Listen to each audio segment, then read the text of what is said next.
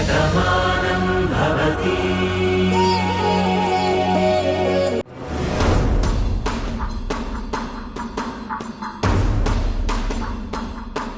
ఊర్మిళ, పార్థుతో మాట్లాడాలనుకోవడం కరెక్టే, కానీ గొడవ పడేలా మాట్లాడొద్దు.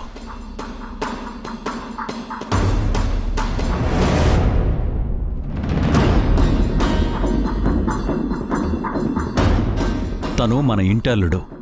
అతనికి ఆ గౌరవం మాత్రం ఎక్కడా తగ్గకూడదు. కాస్త సామరస్యంగానే మాట్లాడు.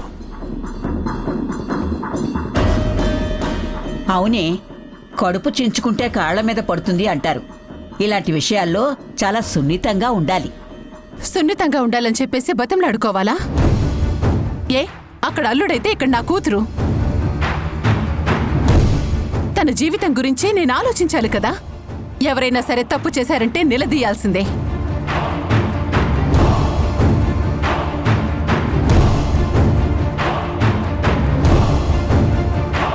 నిజంగా తన తప్పనేది లేకపోతే నిజమేంటనేది తనే చెప్తాడు కదా.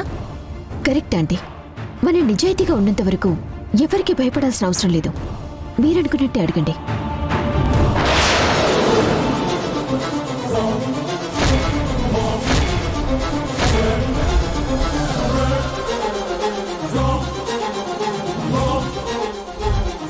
ఏంటి పార్థు, నీకిష్టమైన వాళ్ళందరినీ కలిసి మాట్లాడే వచ్చావా?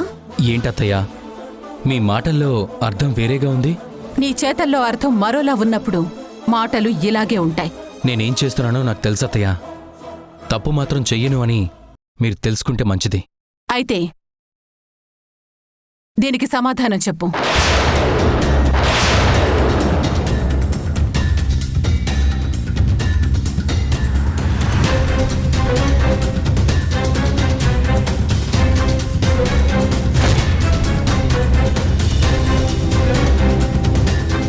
చెప్పరా మనవడా, ఇంకో అమ్మాయితో నువ్వంత సన్నిహితంగా ఎందుకున్నావు? అసలు ఆ అమ్మాయి ఎవరో చెప్పు.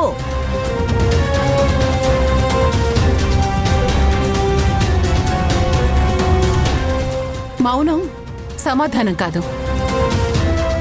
మాకు నిజం కావాలి. నువ్వు ఈ అమ్మాయిని రహస్యంగా కలవాల్సినటువంటి అవసరం ఏముంది? అంత చనువుగా చేతులు పట్టుకోవాల్సినటువంటి పని ఏముంది?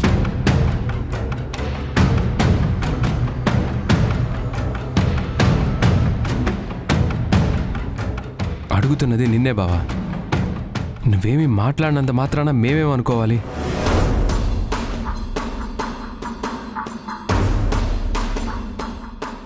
తప్పు చేస్తున్నావు అనుకోవాలా, తప్పించుకోవడానికి ఆలోచిస్తున్నావు అనుకోవాలా? అసలు ఏం జరుగుతోంది? నువ్వు ఎవరో అమ్మాయితో అంత చనువుగా ఉండటాన్ని మేమెలా తీసుకోవాలి? కనీసం దానికైనా సమాధానం చెప్పు.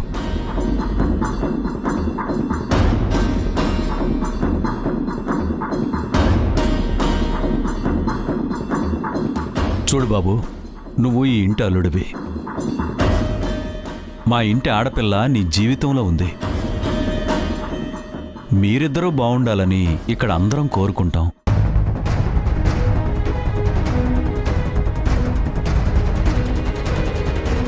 కానీ ఇలాంటి సంఘటనలు జరిగినప్పుడు ఎవరికైనా బాధ ఉంటుంది.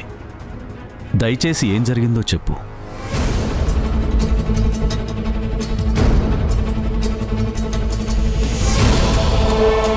మాట్లాడరా. ఇంతమంది ఇన్ని విధాలుగా అడుగుతుంటే సమాధానం చెప్పకుండా అలా నిలబడ్డావేంటి? నా రక్తం తప్పు చేయదన్న నమ్మకం నాకుంది, కానీ కనపడుతున్న సాక్ష్యానికి సమాధానం చెప్పాలిగా.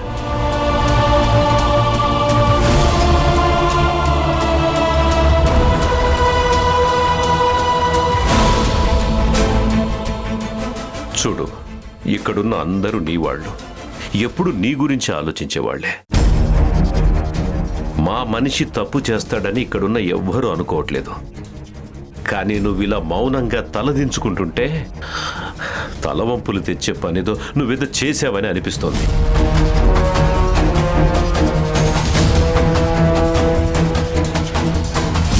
సమాధానం చెప్పరా. చెప్పడు మావయ్య. నోరు విప్పి ఒక్క మాట కూడా చెప్పడు. ఏమైనా అడిగితే కోపం వచ్చేస్తుంది, అంతే కదా?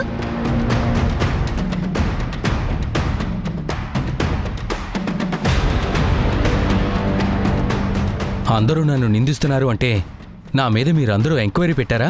నేను ఎక్కడికి వెళ్తున్నానో, ఎవరిని కలుస్తున్నానో అని నిఘా పెట్టారా? అడిగిన దానికి సమాధానం అది కాదు పార్దు. మేము సమాధానం అడుగుతుంటే నువ్వు ప్రశ్న వేస్తున్నావంటే నువ్వు తప్పు చేశావని ఇక్కడ అందరికీ అర్థమవుతుంది కదా.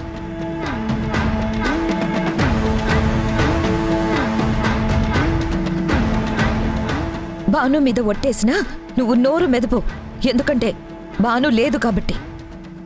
కానీ నేను నీ భార్యని, నేను ఇంకా బ్రతికే ఉన్నాను, అందుకే నా మీద నేను ఒట్టేసుకుంటున్నాను.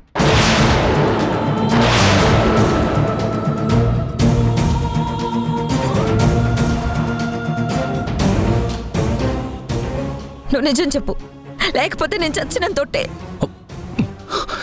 ఏంటి చాంద్రి, ఎందుకు మీరంతా ఇలా ప్రవర్తిస్తున్నారు? నువ్వెందుకు ఇలా ప్రవర్తిస్తున్నావు? ఏంట్రా, కట్టుకున్న భార్య అంతలా కన్నీళ్లు పెట్టుకుంటుంటే ఎందుకు ప్రవర్తిస్తున్నావని అడుగుతున్నావేంటి? నీ ప్రవర్తన మీద అనుమానం వచ్చే అది అలా ప్రవర్తిస్తుంది. ఇప్పటికైనా నువ్వు నిజం చెప్పు.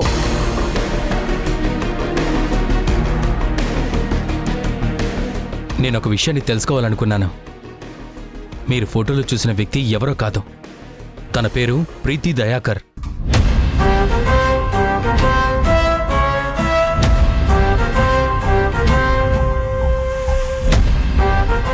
తను ఒక పోలీస్ డిపార్ట్మెంట్కి చెందిన వ్యక్తి. అండర్ కవర్ ఆపరేషన్స్ చేస్తూ ఉంటుంది. అలాంటి వ్యక్తిని నువ్వెందుకు కలిసావు? బాను చనిపోయిందని మీరందరూ అనుకుంటున్నారు, కానీ నా చెల్లెలు బతికే ఉందని నేను నమ్ముతున్నాను. అందుకే తన గురించి ఎంక్వైరీ చేయిస్తున్నాను.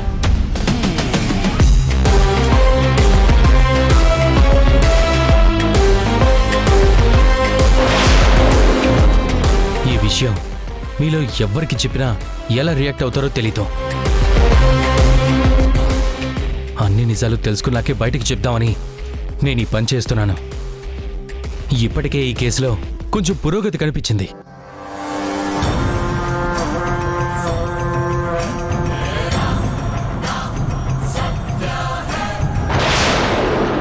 నా చెల్లెలు తప్పకుండా ఇంటికొస్తుందన్న నమ్మకం నాకేర్పడింది.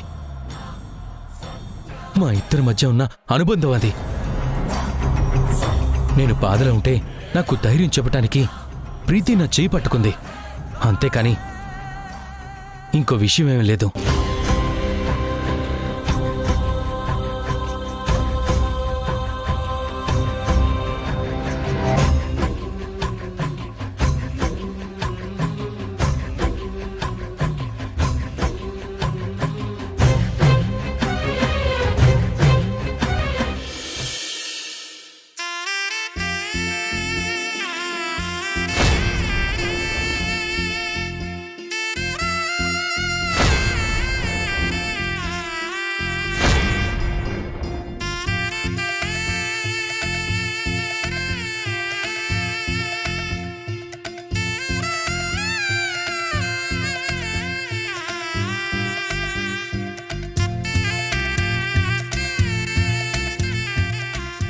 అదేంటి, ఈరోజు మనకెంతో గొప్ప పండగ, మరి ఆ ఆనందం నీ మొహంలో కనిపించడం లేదేంటి? నీ చేతుల మీద జాతర జరుగుతున్నందుకు నువ్వు సంతోషంగానే ఉంటావు, కానీ నా పరిస్థితి ఏంటో అర్థం కాక నేను భయపడుతున్నాను. నువ్వు ఇంత అమాయకురాలివేంటే? అసలు నాకున్న తెలివితేటలో సగం కూడా నీకు రాలేదు. చూడు సత్య, ఈ ఏడాది అమ్మవారి జాతర మా చేతుల మీదుగా జరుగుతుంది. వచ్చే సంవత్సరం జాతర ఈ ఇంటి ఇల్లాలిగా నువ్వు, నీ భర్తగా నా తమ్ముడు, మీరిద్దరూ కలిసి అమ్మవారికి జాతర జరిపిస్తారు. ఇది మన కళ నిజమవ్వాలి కదా. ఏం చేయాలో చెప్పాను కదా, ఇంకా ఎందుకే భయపడతావు? అందుకే భయపడుతున్నానమ్మా. అసలే అమ్మవారి సమక్షం కదా. ఆ అమ్మవారే నీకీ అవకాశం ఇచ్చిందనుకో. నీ జీవితాన్ని బాగు చేయటానికి ఆవిడ వల్లే నాకు ఈ ఆలోచన వచ్చిందనుకో. అప్పుడు నీకు భయమే ఉండదు కదా. అమ్మవారు అలాంటి ఆలోచనలు కూడా ఇస్తుందంటావా అమ్మా? నువ్వు నాకు అమ్మవి కాబట్టి నీకు ఈ ఐడియాలు వస్తాయి, కానీ ఊరందరినీ కాచే అమ్మవారికి ఎందుకు వస్తాయి? నువ్వు వితండవాదం మానేసి నేను చెప్పినట్టు చేస్తే నీ జీవితం బాగుపడుతుంది. ముందా పంచేయ్. సరే చేస్తానులే. మరి ఇంకా లేట్ ఎందుకు? రెడీ అవ్వు.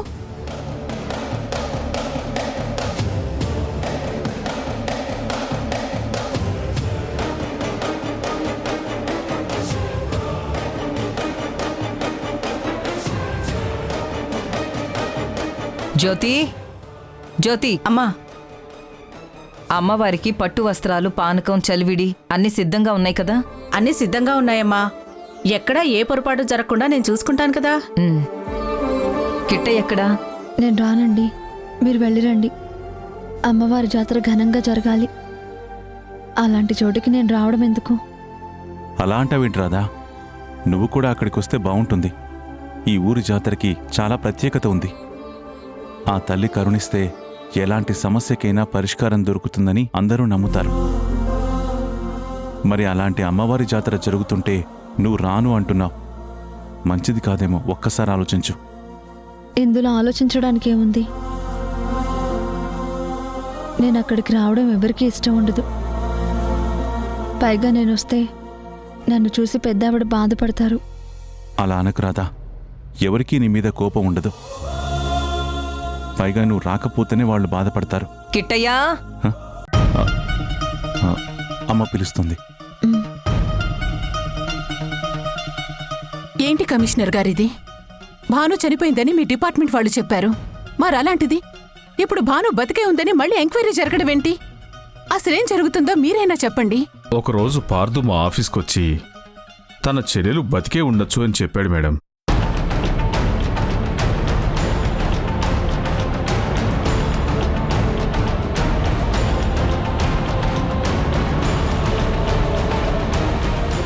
ఎవరైనా సరే ఒక రిపోర్ట్ ఇస్తే దాని మీద ఎంక్వైరీ చేయాల్సిన బాధ్యత మా డిపార్ట్మెంట్కి ఉంటుంది.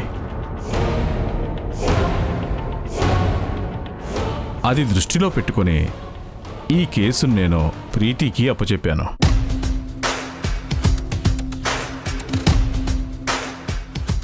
నిజమేనండి. కానీ ఈ ఎంక్వైరీలో డెవలప్మెంట్ ఏమైనా కనిపించిందా? ఈ ఇంటి నుంచి వెళ్ళిపోయిన తర్వాత భాను ఎక్కడుంది, అసలు అక్కడ దొరికిన బాడీ ఎవరిది, ఇలాంటి ఏదో ఒక డెవలప్మెంట్ ఉండాలి కదా. అదేమైనా ఉందా సార్?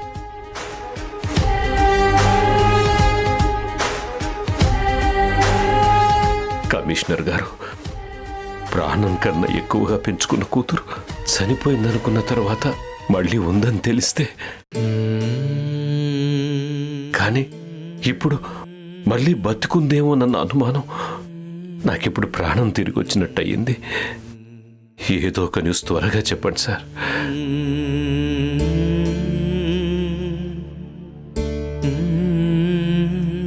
చూడండి, మీరందరూ ఆ రోజు చూసిన సాక్ష్యాధారాలు నమ్ముతున్నారు. నేను మాత్రం నా మనస్సాక్షి నమ్ముతున్నాను. ఖచ్చితంగా భాను ఎక్కడో చోటు ఉందని నాకు బలంగా అనిపిస్తుంది.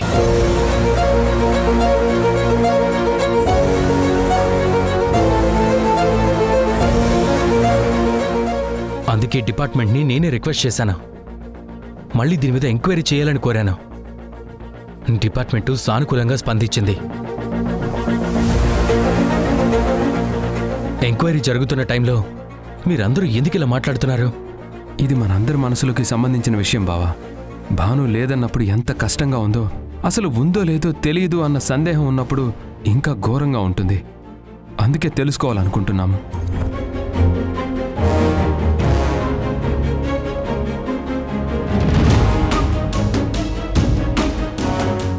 సమాధానం నువ్వే చెప్పాలి ప్రీతి. ఇప్పటికీ ఎంక్వైరీ చేస్తున్నది నువ్వే కదా. ఏం జరిగిందో వాళ్ళందరికీ నువ్వే చెప్పు. ఎంక్వైరీ అయితే చేశాను సార్. నేను చేసిన ఎంక్వైరీలో పోస్ట్ మార్టంలో డెంటల్ ప్రాబ్లం ఉందని తెలిసింది. బట్ భానుకు అలాంటి ప్రాబ్లం ఏం లేదని పార్థు గారు కన్ఫర్మ్ చేశారు.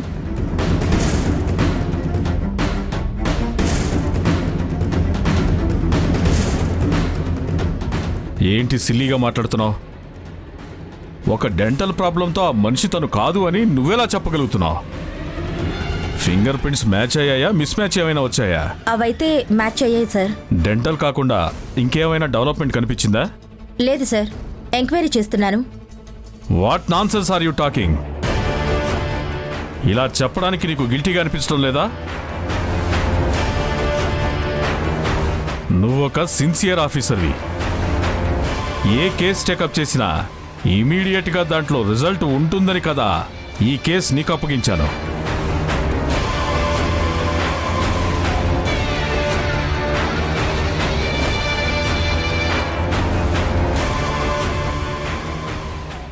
నువ్వు కూడా చాలా క్యాజువల్గా ఒక డెంటల్ ప్రాబ్లంతో ఆ మనిషి బతికే ఉందని నువ్వు ఎలా చెప్పగలుగుతావు? నా చెల్లెకి ఆ సమస్య లేనప్పుడు పోస్ట్ మార్టం రిపోర్ట్లో అది కనిపించినప్పుడు మరి తను భాను కాదని అర్థమవుతుంది కదా సార్. చూడండి, పంటి సమస్య అందరితో పంచుకునేంత పెద్ద విషయం కాదు. ఒకవేళ భానుకి ఆ ప్రాబ్లం ఉందేమో ఎవరికి చెప్పకపోయి ఉండొచ్చు. పైగా అవుట్ ఆఫ్ స్టేషన్లో చాలా రోజులుంది కదా, అక్కడ ఆ ప్రాబ్లం వచ్చి ఉండొచ్చు.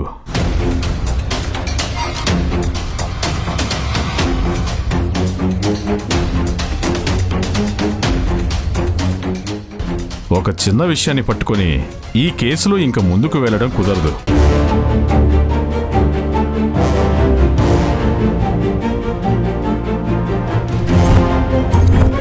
ఇంతకు మించి ఇంకేదైనా ఆధారం కానీ క్లూ కానీ నీకు దొరికిందా? దొరుకుతుందన్న నమ్మకం ఉందా? డైరెక్ట్గా నాకు ఇప్పుడే సమాధానం కావాలి. So matter clear. ఊర్మిళాదేవి గారు, ఆ రోజు మాకు దొరికింది భాను బాడీయే. అన్ని రకాలుగా ఎంక్వైరీ చేశాకే మీకు చెప్పాం. ఆధారాలతో మ్యాచ్ చేసుకుని చూశాకే ఆ డెత్ని కన్ఫర్మ్ చేశాం.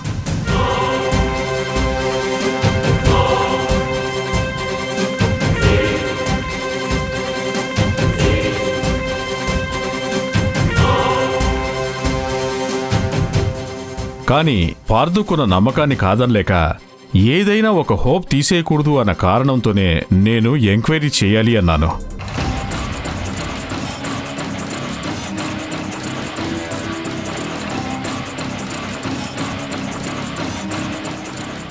బట్ అందులో ఎలాంటి పురోగతి కనిపించలేదు కాబట్టి భానుమతి గారు చనిపోయినట్టే. ఇంకా ఈ కేసు ఇక్కడితో క్లోజ్ అవుతుంది.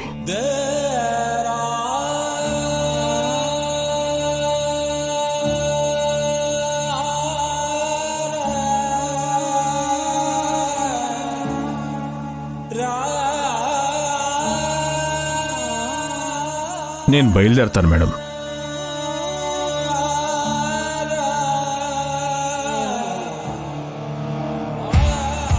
మన మనసులు మనకెన్ని చెప్పినా మనసుని రాయి చేసుకోక తప్పదు.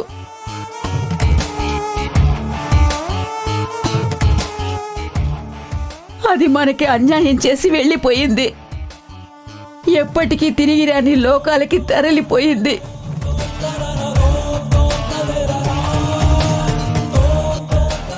మన రాతలు ఇంతే అనుకుని బాధపడ్డం తప్ప ఇంకా చేయగలిగిందేమీ ఉండదు.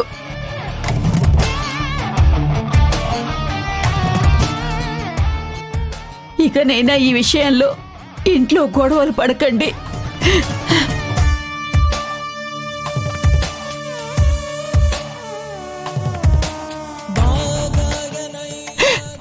భాను, నువ్వు దూరం అవడం వల్ల ఈ ఇల్లు ఎలా అయిందో చూడవే.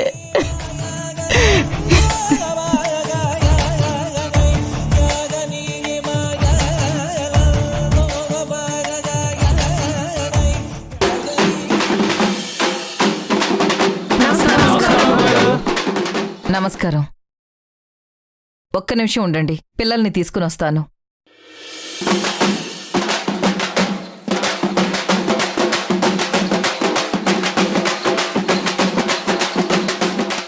జయ, బయలుదేరదామా? అలాగేనమ్మా. అందరూ వచ్చేసారు కదా, ఇంకా ఆలస్యం ఎందుకు? అమ్మా, మర్చిపోతే ఎలా? అందరం వెళ్ళిపోతే కుదరదు. ఆ రాధ కూడా రావాలి కదా. వస్తుంది, తప్పకుండా వస్తుంది. బయలుదేరదామంటే ఇంకా ఏంటి ఆలోచిస్తున్నారు? వెళ్దాం పదండి. కిట్టయ్యా, తొందరగా రా. బయలుదేరదామా? పదండి. పదండి.